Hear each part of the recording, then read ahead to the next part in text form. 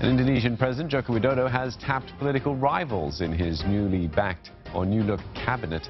In perhaps his biggest move, Mr. Widodo has named former presidential rival Prabowo Subianto as defense minister. The former general used to head the country's special forces. He was opposition leader in Mr. Widodo's first term and his sole challenger in April's election, even contesting the results. Now, for more on this and insight into Indonesia's new cabinet, we're joined by Yohanes Sulaiman, lecturer from Jenderal Achmad Yani University in Bandung, Indonesia. He joins us from Kuala Lumpur, though. Yohanes, firstly, let's start with addressing the president's biggest move here. He put his biggest rival, Prabowo Subianto, into the cabinet. What's the strategy behind that move? Well, first of all, this is Joko Widodo really concerned about his economic legacy. So as a result, he needs political stability for the next 5 years.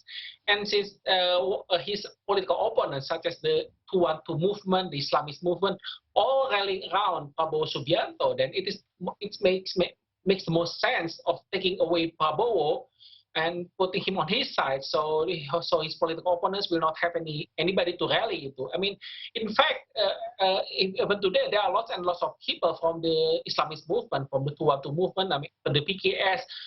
They are all ranting against Prabowo, saying that what are you doing? I mean, you're supposed to be our commander, our leader, and suddenly you just came to the other side, and basically that's a betrayal.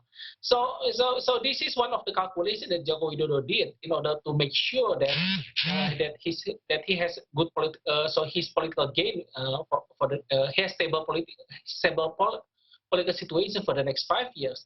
But the other side of the coin is that he also needs Prabowo to balance the interests of the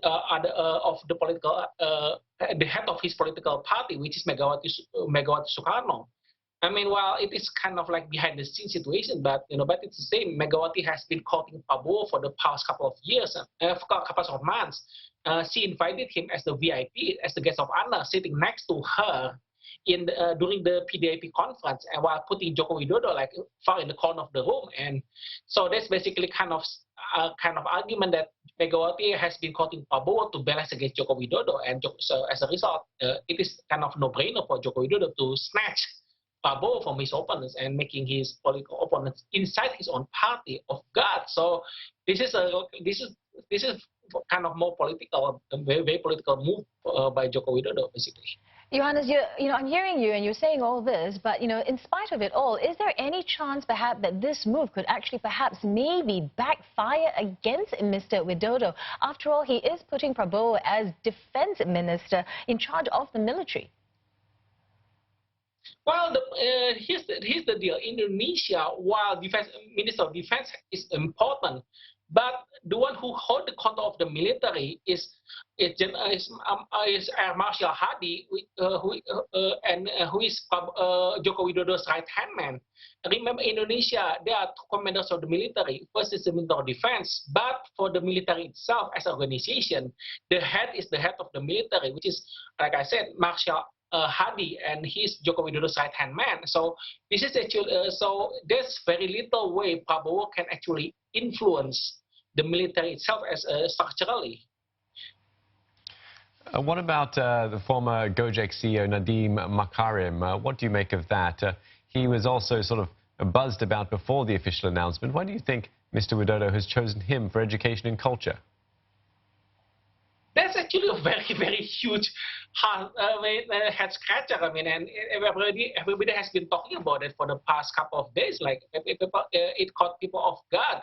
But basically, what I kind of figured out is that Joko Widodo wants somebody who thought outside the box. And Makarim this guy has never been in education business for the entire life. I mean, he never been involved in the education policy and whatever. So, considering the sad condition of Indonesian education system, I think Joko Widodo really wants somebody who can think outside the box and to fix the deals. I mean, remember last time he put somebody who was seen as a good as education figure, which is currently Governor Anies Baswedan, currently the governor of Jakarta. It was like a disaster. I mean, everybody think that he did a terrible job, even though he's like insider. And same thing with other minister of education before him. And those are consummate insider, but they couldn't do much to fix the situation. And when Jokowi said that, hey, I want Indonesia to escape from its middle income trap, to